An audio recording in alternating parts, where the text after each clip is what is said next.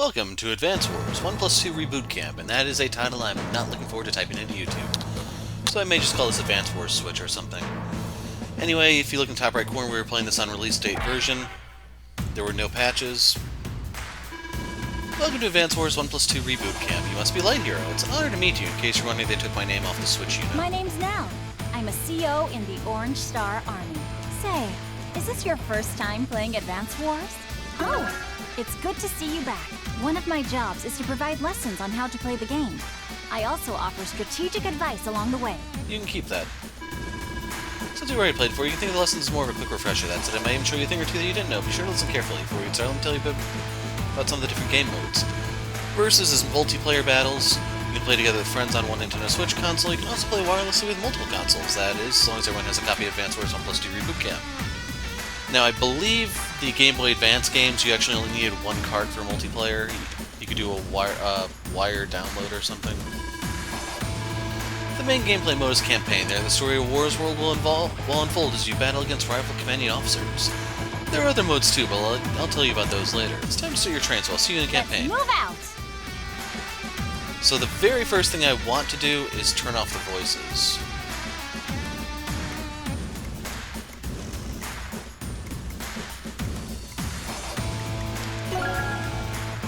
So here you get to choose between 1 and 2. So you actually, I guess you have to beat 1 to unlock 2, which is kind of interesting.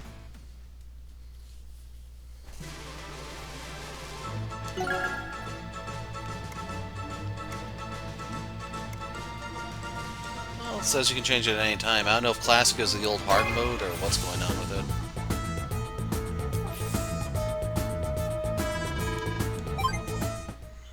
Okay, I'm not going to read what she says here just because we're going to try to speed through this.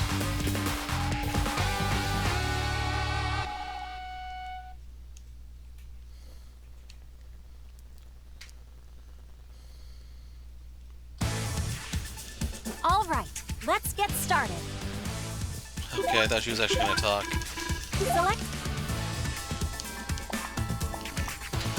Anyway, you'll notice the game has largely embraced the toy-looking aesthetic. You can see that the map itself is supposed to be like a game board of sorts. You can see the cardboard edges. Great. So, for direct fire units, you have to be next to the enemy to unload on them, in case infantry is direct fire. And as long as the enemy is a direct fire and it survives, it will shoot back. Nice work.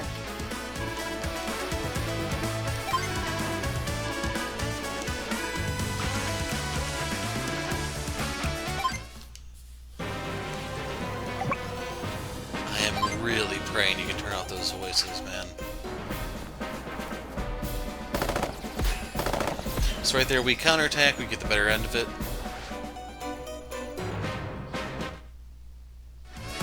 The colors flickered there for a second. So the numbers are your HP. Commander! So they're gonna do the join, aren't they? Commander! So the quickfire actually is new. I'm probably not going to use that because I'm used to the old style. Well done. Are you ready for... Huzzah. So anyway, the indirects can attack from range. The range is determined by the indirect itself and the commander using it, which is going to be important when we get to Max and Grit, since Max has reduced range and Grit has increased range. Cities and terrain.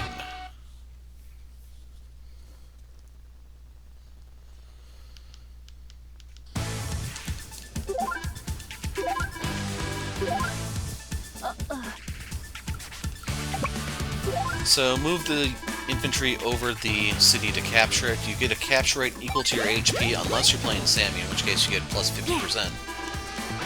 And then in the second game, Sammy will have a power that allows you to just instantly cap a city. Your superpower, Victory March. Nice.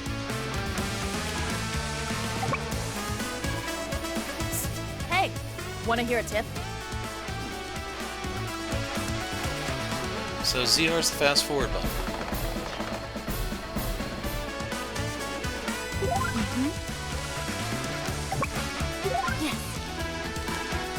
So the mountains are going to give us protective cover, but it also gives it to the enemy.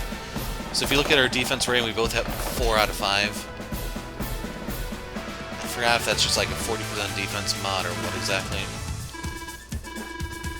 And they mentioned the more coverage you have, the less damage you take. So this will prioritize attacking my mech in the city. It has 3 defense.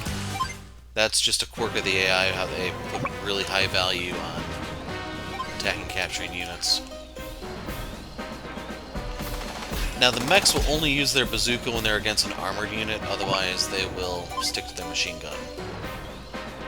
So we're going to go even here, 6 to 6. Oh, we actually came out a little ahead. Now that one can't reach the capture unit, so it's going to shoot the one in front of it. We'll have to fully test it to see if the AI is exactly the same, because it can make things a little one-sided.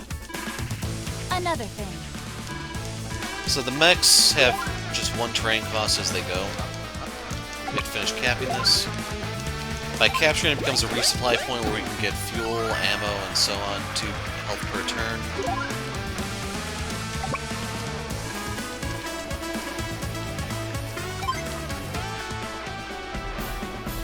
So here we should both be knocked down to 4. Yeah, we came out ahead, probably because of the defense.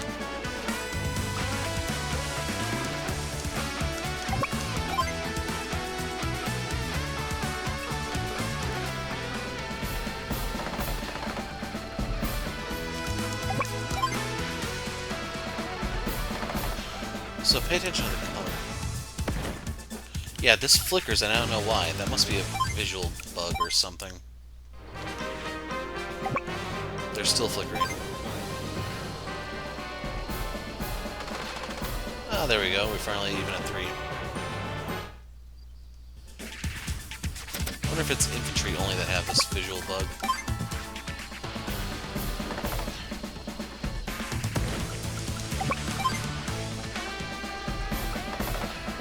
And that's a wrap.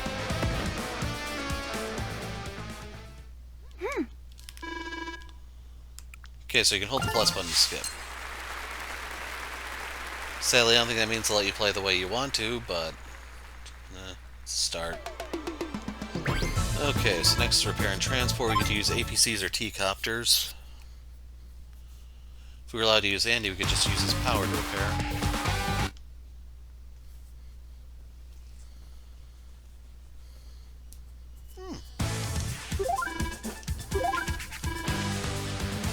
I don't want to select that first.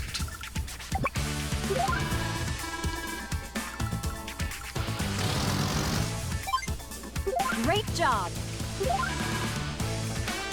So if you notice, this tank here in the bottom right corner has no ammo, 2 life, 64 fuel. We're going to have it join, and it'll become a bottleneck.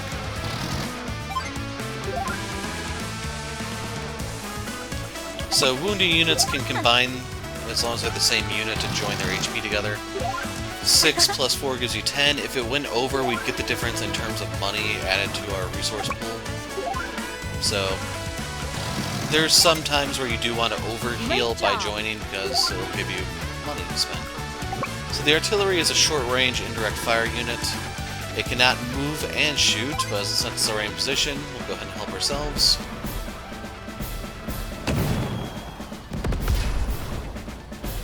You can see we took a nice piece out of it.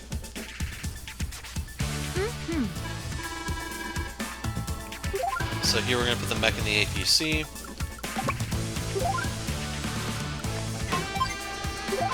APC to base, or HQ I should say.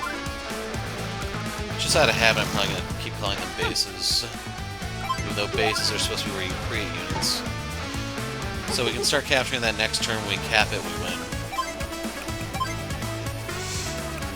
It's nothing for voice off yet.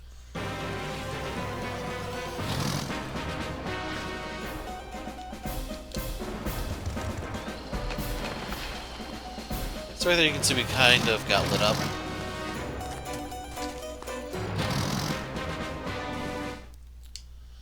Now is Nell going to mind her own business? So in order to save the tank, we are going to have the artillery fire to cripple this. As long as it doesn't fall down to 3... never mind.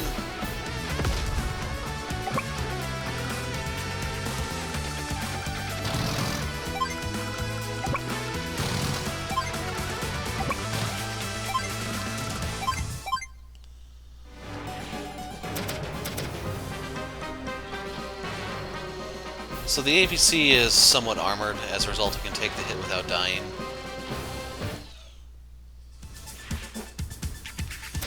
And then usually to farm your power stat you want to deal some damage before you wrap up the map. So we'll do this to just eviscerate the tank.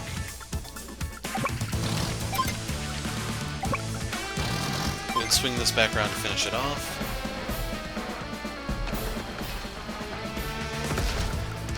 And then we'll capture this for the win. Congratulations! Sublime.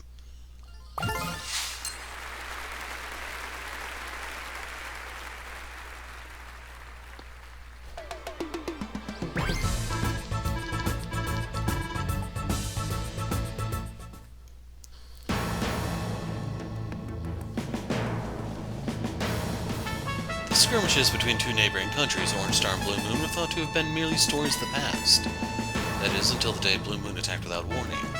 Light Hero, you will guide the commanding officers of Orange Star in defending their territory and fight to uncover the motive behind the sudden ambush. Our story now begins with Nell, Commander-in-Chief of Orange Star. She trains a new recruit. So I was kind of curious if they're going to keep the commanding officer gimmick from 1 where you didn't put your Andy, name. wake up! This isn't the time to be lazing about. Oh, I'm up. What's the drill this time? It's the madman Olaf, that is, it's the Commander-in-Chief of Blue Moon. Our intel indicates that he's ordered an invasion of Orange Star. Blue Moon. Thought they were through being the bad guys. We assigned a recon team to investigate, and they just sent word that Blue Moon now holds Coral Fortress. Can't afford to lose that territory. Whoa!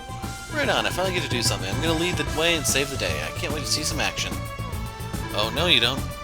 Not yet anyway. You need to listen and learn first. Our top priority is rescuing Coral Fortress for Orange Star. Watch closely, okay? Let's go. So, in the top right corner you'll see the markers there. The 9 is cities. The icon next to that are factories or bases where you can create units. Next to that are airports for aerial units, and the far right, of course, are like marinas, ports, I forgot what they're called exactly, where you create your navy. So mission 1, tank ops, you can see the bouncing star. This is a level 1 mission, it's as easy as it gets, and our CO is actually Nell. So yeah, they're going to make us sit through more tutorial crap, just so you know.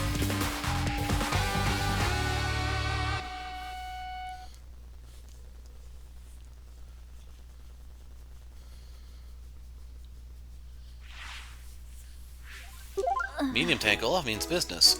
With our units, we'll need an airtight strategy to win. I get it, we need a strategy. A really good strategy. Nell, what's the strategy? Do you need me to explain? Our strategy here? No, go away. I'm kidding, Nell. Just be smart about our movement and we'll stay out of enemy range. Then we roll in and save the day. Perhaps. But only when it's strategically advantageous. Every battle is different. There's more than one way to win, you know. Do you need me to explain the terms of victory? No, go away. Yeah. I know all that stuff. Let's go get them, Nell. So, terms of victory, if you ever want to look at them, go to Intel and Terms. You either capture the enemy HQ or you rout all the enemies. That's going to be the way it works for the vast majority of these, but there's going to be a couple exceptions here and there. Now, if you look in the top right corner how it says Day 1, that means there are no means to create new units here. So whatever you have is all you get. There's not going to be anything else popping in unexpected. I just realized I forgot to look. So they put a reset turn mechanic, but I would kill for the ability to just mute these freaks. So Nell, well-balanced CO with no weak points. The say she was born under a lucky star. Nell's units may randomly strike with up to 20 plus 20 firepower. Her hit is willful students. Her miss is downtime. Her power is lucky star. I like how they have this set up kind of warning you that, hey, there's something more, but we'll get to that. Nell's units may randomly strike with up to plus 60 to firepower. They also gain plus 10 to firepower and defense. So that's supposed to be like a defensive thing for counterattack. Or no, they mean you get the 10% no matter what, and then you have a chance to go up to 60. And then for her units, since they're all orange like this, that means they're all normal. They have normal power 100%. It's going to be the same for Olaf, in case you were wondering. It's not until we get Max and Grit and Sammy that you'll actually see these change up. So everything is neutral around the board. And in case you're wondering about units going across the top, Infantry, Mech, Recon, APC. Next row is normal tank, then medium tank, then anti-air. Next line is artillery, rocket, missile. Next line is fighter jet, bomber, helicopter, T-copter. And the final line is cruiser, battleship, submarine, and lander. And that submarine looks really weird. Anyway, for Olaf, a braggart whose tactical prowess is earning respect, easily affected by climate. He's strong in snow, weak in rain. Olaf's units ignore snow movement penalties, but rain affects them the same way snow does other units. His hit is warm boots, his miss is rain clouds. And you can hit... they took that out. Okay, so it's ZR instead of just R. So you can pull up the different terrain to look at them. So planes give you 10% defense, and for movement cost, everything costs 1 except for tires, which is 2. For the forest, you can see it gives 20%. Tires take 3, treads take 2, everything else takes 1 to move across it. For the river, infantry takes 2, mechs 1, air 1. Vehicles can't cross this, but obviously the infantry can. And finally we have mountains over here. Infantry 2, mech 1, air 1. Gives you 40% defense. Cities are just 1 across the board. They're the exact same as roads, except cities do give defense. And they do tell you that it gives repair to land units and 1,000 new funds per day. So for the indirects, you go over and push B. This will show you its range. So we want to land here.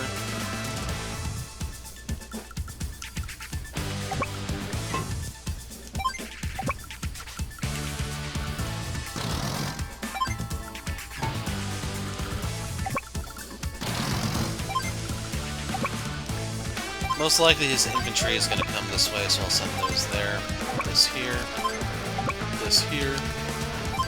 And I'm almost out of time for commentary, so... So the Orange Star Army is launching a counterattack! On my new Coral Fortress. His voice is so bad. I was stunned when I finally heard the voice acting that it's that bad. Like, this is 90s dub bad. Quick victory for Blue Moon. And I'm going quiet here. Top left corner, you'll see that his power gauge is starting to fill. We'll hit a blizzard before this is all said and done, so just a heads up.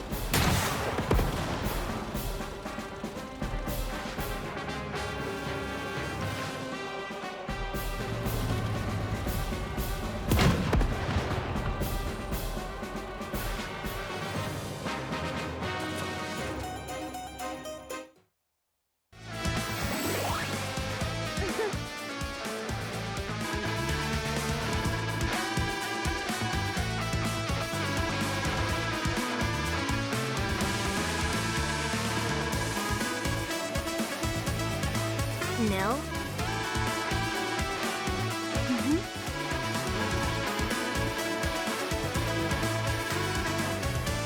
Huh?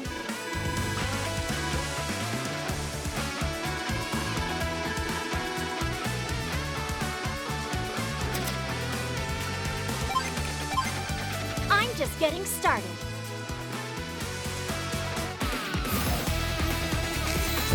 Lucky Star!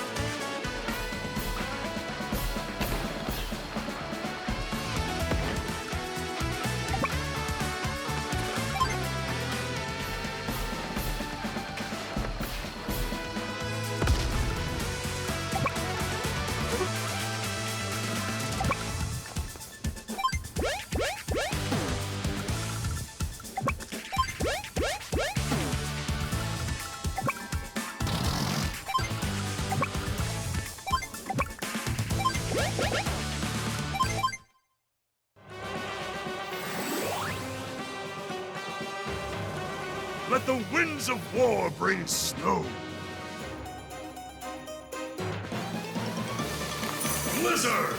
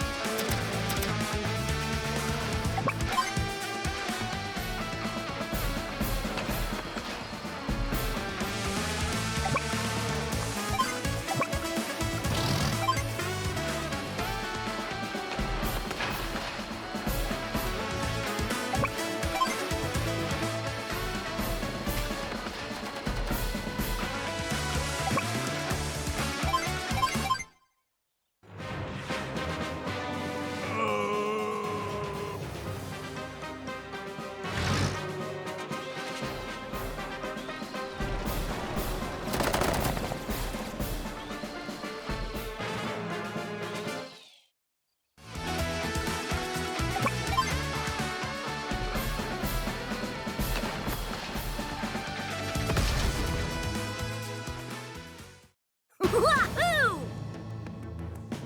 No time for celebration.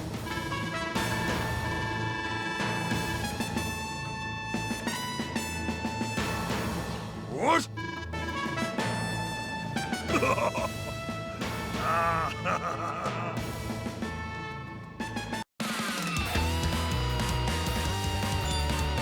Great job!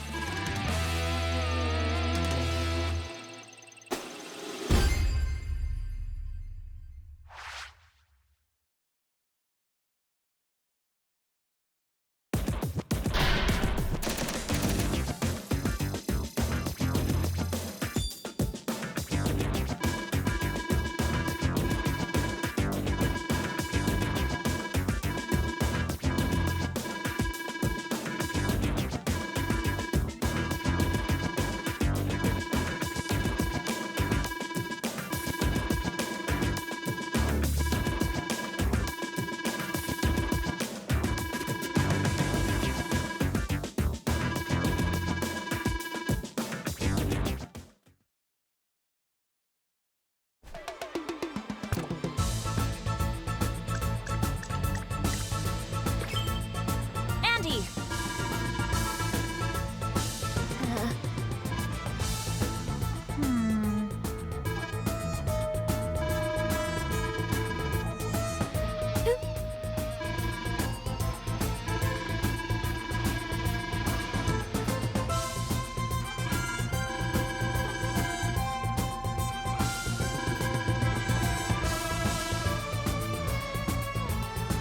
It's a tankless job, but somebody's got to do it.